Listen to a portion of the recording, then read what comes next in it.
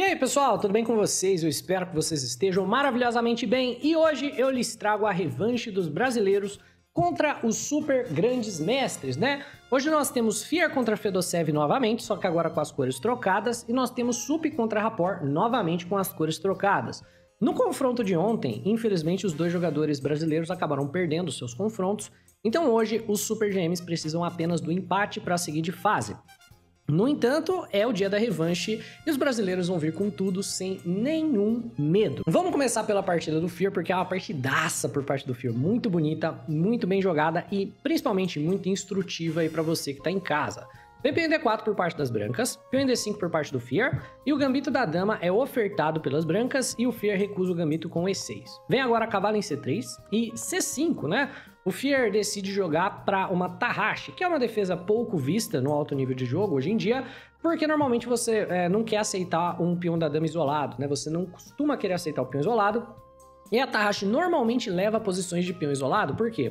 Porque você dá a opção das brancas em algum momento tomarem em D5, quando você tomar de peão, o peão de D, na prática, não pode mais ser defendido por nenhum outro peão. Então ele é uma fraqueza de longo prazo, mas ele também vem com as suas forças, certo? Então, bora dar uma olhada aqui em como o Fear vai jogar quando esse peão eventualmente ficar isolado. Vem peão em E3 do Fedossev, não tomando imediatamente, mas sim preparando para retomar aqui de bispo, se essa captura acontecer. Cavalinho F6 do Fear, C por D, E por D, e agora o peão de D na prática é um peão isolado já, mesmo que por hora ele tenha um vizinho aqui, esse vizinho não pode voltar e defendê-lo, né? Então a gente pode tratá-lo já como um peão isolado. E bispo cheque do Fedossev, que é protegido com cavalo em C6 por parte do Fear. Cavalinho F3 e C toma D4, e o Fedossev, depois de pensar por algum tempo, decide que ao invés de tomar de peão, que seria para também ficar com o peão isolado e tentar empatar a partida, já que a estrutura seria simétrica, decide tomar de cavalo para manter aqui as suas duas ilhas de peão contra as 3 ilhas de peão que tem o Fear. E basicamente nesse tipo de posição, o jogador de brancas tem um alvo para ameaçar. No longo prazo, o peão de D é um alvo, o que significa que as brancas normalmente querem levar essa posição para o final, querem trocar o maior número de peças que for possível. O Fear, por outro lado, é o único jogador que realmente tem um peão central emplacando presença.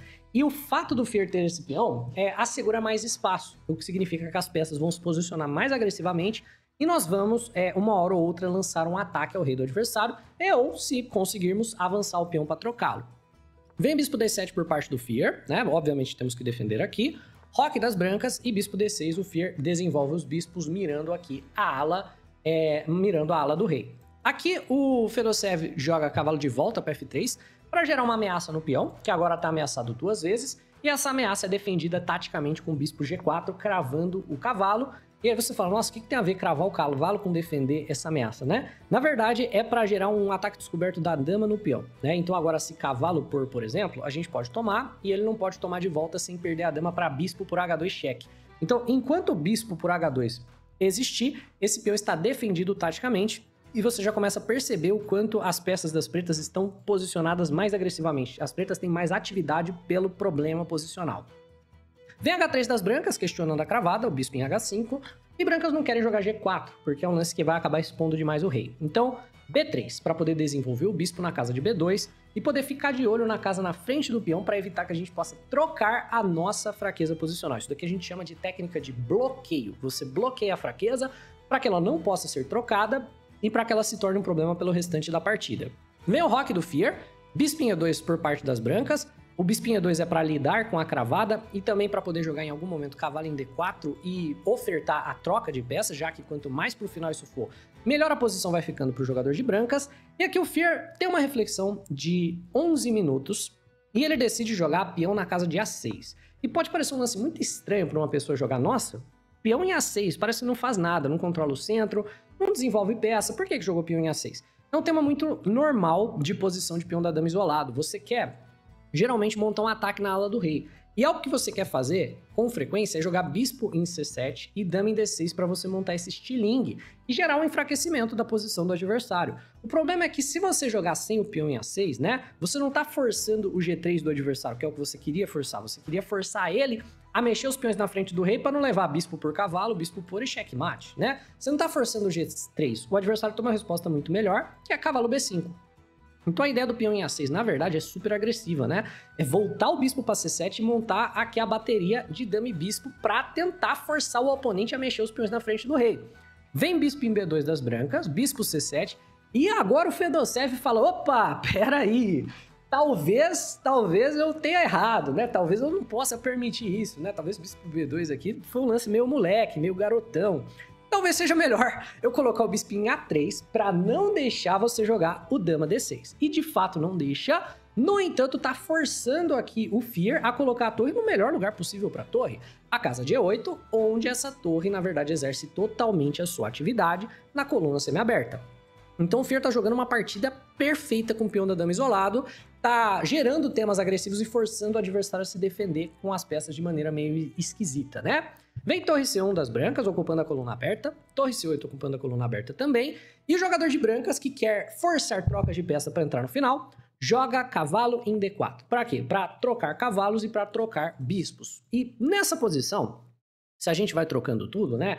Bispo toma bispo, cavalo de C toma, cavalo toma, e a gente vai entrando nesse tipo de final, é um final muito confortável para as brancas, né? Quanto mais peças saírem, mais problema isso daqui vira. Por consequência, o Fear vai levar essa posição pro tático. Ele joga cavalo toma cavalo, melhor lance. Ah, mas não tá trocando peça do mesmo jeito? A questão é que tá trocando, mas tá mantendo mais peças no tabuleiro, por quê? Você não pode tomar de volta aqui em D4. Se dama por D4, bispo em E5 ganha. Ameaça a dama, ameaça o cavalo, né? Ameaça tudo por aqui. Você vai começar a ter muitos graves problemas. Então, quando o cavalo toma, você não pode tomar de dama. Pode tomar de peão? Não pode também, não pode tomar de peão. Se tomar de peão, bispo em F4. E de repente nós estamos o quê?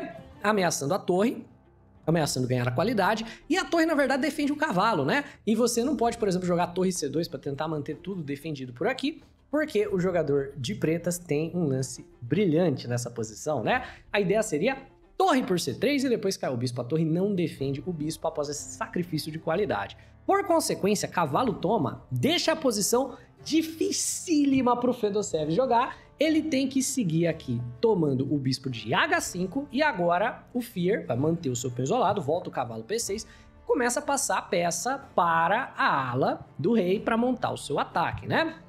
Fora que agora o peão não está mais bloqueado, o bispo não está em B2, o cavalo não está em F3, então a gente pode avançar e tentar nos livrarmos da nossa fraqueza posicional. Aqui o adversário joga bispo em F3, ameaçando o peão. Qual que é o problema de você ameaçar um peão que não está bloqueado? Ele sai do caminho. Não tem lógica você ameaçar um alvo que não está bloqueado. O peão avança para D4, ameaçando o cavalo, e nessa posição o jogador de brancas tem muitas opções, todas elas ruins, né? O jogador de brancas poderia, por exemplo, seguir com o bispo por B7. E nesse caso ele estaria trocando o bispo e o cavalo pela torre de C8, porque nós seguiríamos com o peão toma cavalo, bispo toma torre e dama toma torre. E normalmente, ele não pode nem tomar aqui sem levar o bispo H2 perdendo a torre, né? E normalmente esse final, tipo duas peças menores contra uma torre, é melhor para o jogador que tem as duas peças menores. Nesse caso, o final favorece o jogador de pretas, que tem aqui, por exemplo, os dois cavalos contra a torre. Os dois cavalos costumam jogar melhor. Então, fora de questão, bispo por B7. Pode tomar o peão e trocar, vai levar o mesmo bispo em F4 da última partida, da última variante, né? O bispo em F4 ameaça a torre e ameaça o cavalo aqui também, né? Então fica uma posição muito chata para as brancas jogarem, e se jogarem incorretamente vão até acabar perdendo na hora, né? Um torre C2 também vai perder como eu perdia na outra linha, agora para cavalo por atacando tudo aqui, né? Então o correto ali para ele seria, se peão toma, bispo em F4, tentar um bispo B7, alguma coisa assim. Ganha um peão, mas beleza, vai acabar perdendo a qualidade, porque quando ele tirar o bispo daqui, ele perde a qualidade, e com a qualidade provavelmente perde o jogo também. Na partida, o Fedosev decide jogar cavalo em E4. Então ele deixa, na verdade, o Fear se livrar do seu peão, isolando o peão das brancas. Vem cavalo por, bispo por e peão toma E3.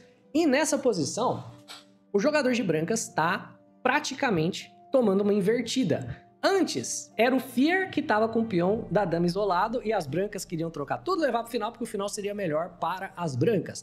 Agora, se as brancas tomam de volta, estão, na verdade, ficando com um peão isolado elas próprias, né? E no final, com uma estrutura de peões muito pior. Nessa posição, haviam outras possibilidades que não tomar aqui, mas todas acabam incluindo E por F2, né? Acabam incluindo a possibilidade das pretas tomarem F2. Tipo, dama toma, né? Vai levar E por F2 com o tempo. Aí depois que torre toma, se você tomar de torre, tem também esses teminhas do bispo B6 no final da linha, né? Então torre toma D8 e tem o teminha do bispo B6 que você tem que tomar muito cuidado, então as pretas acabam ganhando um peão aqui, né? Então o Fedosev toma de volta e agora ele tem um peão isolado e ele na verdade tem uma estrutura de peões pior. Qual que é a vantagem do Fear? É essa, é a vantagem das brancas. Por que a barrinha tá dando que tá igual? É o par de bispos. Como sempre o par de bispos é muito complicado, então aqui o Fear joga dama em G5, que é um lance muito forte ameaçando o peão, né? Dama em G5 ameaça o peão. Teria sido um pouco mais preciso dama em H4 ameaçando o bispo, né? E ameaçando entrar na casa de G3. A ideia seria bispo por B7, você tem dama G3 ameaçando entrar em H2. E aí, provavelmente, o jogador de pretas para sobreviver, de brancas para sobreviver, vai ter que sacrificar a qualidade aqui na casa de C7. E é algo muito semelhante ao que nós temos na partida mesmo, então vamos lá. Na partida foi dama em G5, por parte do Fear, ameaçando o peão de E. E as brancas seguem igualzinho com bispo por B7, né? Então aqui, trocam o peão de E pelo peão da casa de B7. Vem dama por peão de E, cheque, rei em H1 e torre B8, ameaçando o bispo da casa de B7. E nessa posição, você não deve sair catando o peão. Bispo por A6 tem o problema do dama G3 ameaçando o mate por aqui. E a sua probabilidade de sobreviver, como a gente comentou, seria esse sacrifício de qualidade. No final da linha, o jogador de brancas ainda recupera o material com bispo D6, né? E aí, por exemplo, sei lá, dama em A5, bispo toma a torre e dama toma A6, certo? Provavelmente uma sequência possível aqui para o jogador de brancas tentar sobreviver. No entanto, na partida, nós temos o torre B8 ameaçando o bispo. Torre por C7, sacrificando a qualidade. Por que esse sacrifício de qualidade ele é importante para o jogador de brancas fazer? Porque os peões dele em volta do rei estão todos em casas claras. Se ele deixa esse bispo viver, ele vai levar dama G3 e mate, entendeu? Ele não pode deixar esse bispo ser parte do jogo. Ele é muito forte, tá cortando as casas do rei junto com a dama. Então o sacrifício de qualidade é muito forte por parte das brancas, certo? Ganharam já o peão de B7, agora vão ganhar o peão de A6. Então, na prática, cavalo toma, dama em D7 ameaçando o cavalo e ameaçando o peão de F7. Cavalo em E6 defende. E dama para F7, rei H8 e no final dessa linha bispo toma peão. Na prática, o material tá igual. Na prática, o Fedosev entregou a qualidade, o que nos dá a vantagem de 2 pontos de material, mas ele tomou 2 peões, o peão de B e o peão de A. Então ele tem bispo e 2 peões passados pela qualidade, e na prática é algo igual. O Fear ainda está argumentando vantagem. Acredita se eu te falar que até agora a precisão dos dois jogadores está em 99? Vem, cavalo G5 do Fear ameaçando a dama e querendo entrar nas casas escuras enfraquecidas, né? A ideia é jogar tipo cavalinho E4, cavalinho G3 e afins. E aí vem dama em F4 forçando a troca das damas, porque ameaça a dama e ao mesmo tempo ameaça o cavalo. Então você não tem muitas escolhas, você não tem muita escolha aqui não trocar, né? Vem dama por e torre em A8, dando um espeto. Mas esse espeto não ganha porque tem torre em A4. O Fear jogou torre em E4, ofertando aqui a troca das torres. E não, bispo B7 não ganha, apesar de parecer, né? Bispo B7 ia levar torre por torre e as torres se defendem. Então, no final da linha, se bispo toma torre e torre toma, você tá com uma torre inteira a menos, né? E se B por A4 seria menos pior, torre por A4, o jogador de pretas ainda está ganhando porque tem a qualidade, ganhou um dos peões e vai ganhar o outro peão aqui também.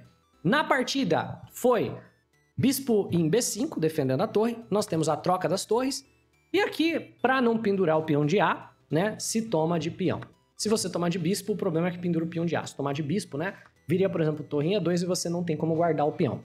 Tomando de peão, não tem torre em E2 e mesmo que tivesse, você teria como voltar o bispo para a casa de C4 defendendo.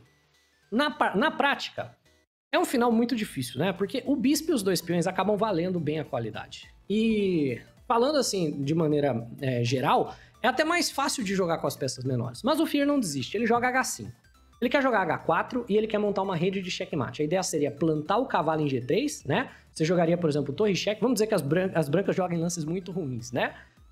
Você jogaria o H4, algo como torre cheque, plantaria o cavalo aqui, né? Isso se o jogador de branco jogar lances muito ruins, e você teria checkmate na casa de H1. Então, avançar o peão de H é para você limitar a maneira que o rei vai agir nessa partida, e se o adversário bobear, você gera alguns teminhas.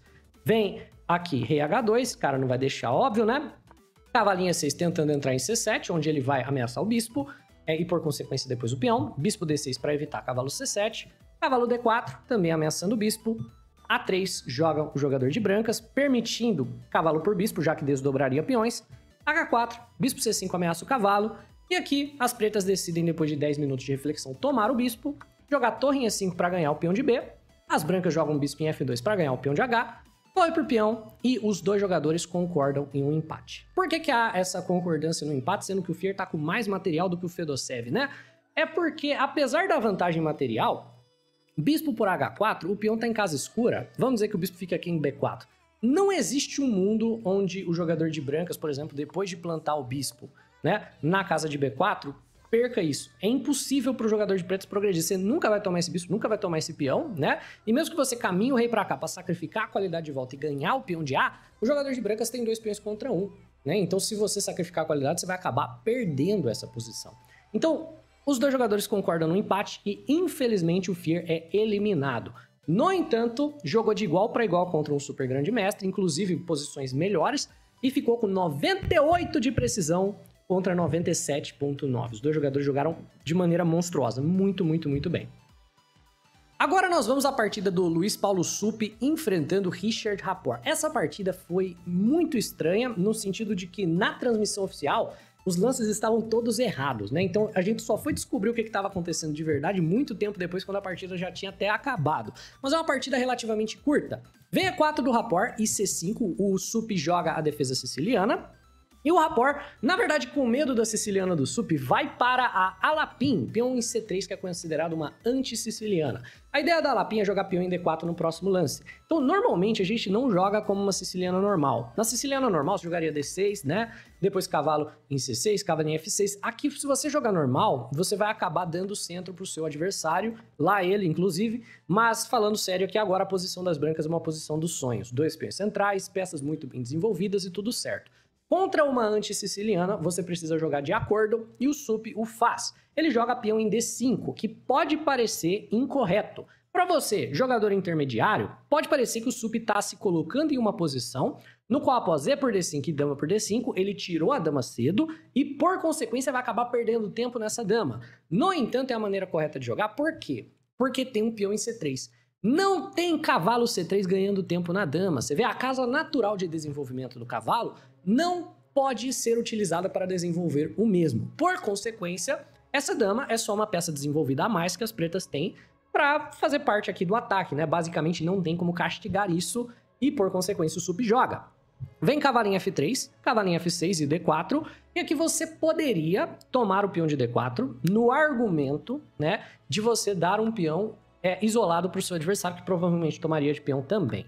No entanto, como na partida do Fier, o peão da dama isolado ele pode ser algo bom ou pode ser algo ruim, né? E nesse caso, as brancas vão ter acesso à casa de C3 para colocar o cavalo, então isso implica uma certa perda de tempo por parte das pretas, e essa iniciativa que ganha o jogador de brancas, por exemplo, em cima da dama, para gerar um ataque, como o que o Fier fez ao Fedosev, poderia vir aqui por parte do Rapport. Então, o Suppe joga de maneira muito precisa, não tomando na casa de D4, mas sim jogando peão na casa de E6, simplesmente, ó, mantendo a tensão, e caso você tome em C5, eu retomo desenvolvendo uma peça.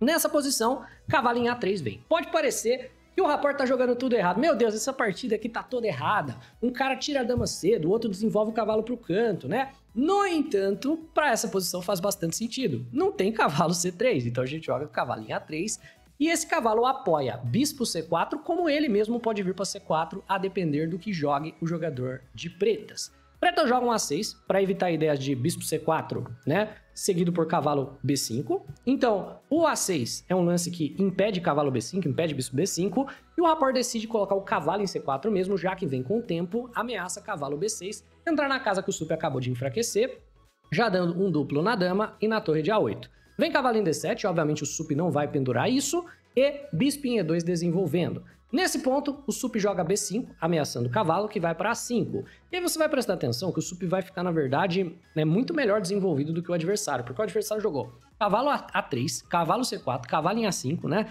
Então ele tá fazendo o tour com esse cavalo. Mas o cavalo em A5 apoia a sua vinda de volta para o centro, porque ele pode apoiar o avanço C4 das brancas atacando o centro.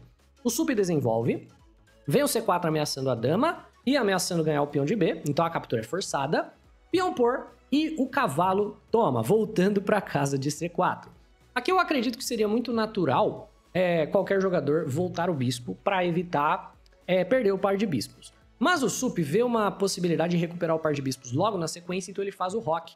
E ele tá argumentando, olha, cara, você mexeu esse cavalo uma vez, duas vezes, três vezes, quatro vezes, e agora vai trocar por uma peça minha que mexeu uma vez só? Cavalo toma, dama toma, beleza, eu tô à frente no tempo da partida, né? Eu já fiz o rock, eu já desenvolvi todas as peças, falta um lance para eu finalizar o meu desenvolvimento e conectar as torres, enquanto isso você ficou mexendo esse cavalo para lá e para cá, e agora falta ainda muito para finalizar o desenvolvimento. Vem o rock por parte do Rapport, e o Sup aproveita essa vantagem de tempo e joga o lance da máquina, peão em A5. Para quê? Para gerar a casa de A6, justamente para recuperar aqui o par de bispos. A ideia é jogar bispo em A6, né? E basicamente cravar o bispo de E2, a torre do Rapport. Ele até poderia evitar isso com torre em 1, alguma coisa assim, né? No entanto, não seria bom, né? O jogador de brancas tem pressa para desenvolver. Então, bispo em E3, ameaçando o peão de C. Vem C por D4, já que o bispo ameaçava ali. Bispo por D4 e cavalo em D5, certo? Centralizando bastante o cavalo. Vem torre C1 por parte do Rapport, ocupando a coluna aberta. Bispo em A6, bispo toma e dama em A4 com o tempo no cavalo de D7. Nessa posição, o Sup joga dama de volta para a casa de B7, certo? Simplesmente para defender o cavalo. O Rapport, que tem acesso à coluna C aberta, joga torre C2 para dobrar as torres. O Sup joga torre C8 para contestar o controle da coluna aberta. Vem torre C1, torre por, e aqui a coisa começa a complicar demais. Cara, aqui, quando a gente tava na transmissão oficial, isso daqui foi um momento de muita confusão. Porque a sequência de lances oficial da transmissão foi dama em B3 do Rapport, pendurando o mate. Aí você imagina, o Sup deve ter aceitado o checkmate, né? Não, na sequência da transmissão oficial, o Sup jogou torre C3. Pendurando a torre de 1, 2, 3, 4 maneiras diferentes. Pendurar a dama também, mas se você tomar a dama, você leva mate. Então aqui, claramente, né, peão toma torre, ou bispo toma torre, ou torre toma torre. Não, Rapport jogou dama toma torre, pendurando a dama. O Sup jogou F6. E aí, o Rapport jogou... Como é que foi? Foi alguma coisa como... Cara, eu esqueci o que foi jogado aqui, mas era algo tão ridículo quanto foi dama C2, né? Alguma coisa assim, dama em C2. Aí o Sup, enfim, jogou algo como torre em A6, veio dama E6, né? Torre D6, a partida ficou toda bagunçada, né? E a gente sem entender nada do que estava acontecendo. Torre C4, pendurando E5. Aí quando veio o E5, o Rapport jogou H4, deixou o bispo cair. O Sup, em vez de pegar o bispo, jogou torre de volta em A6. A partida ficou completamente nada a ver.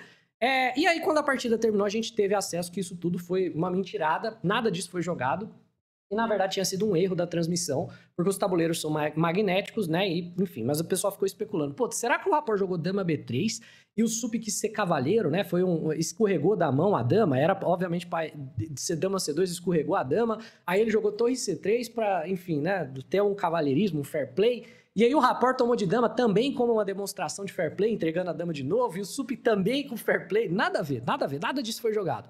O Rapport tomou de dama mesmo, né?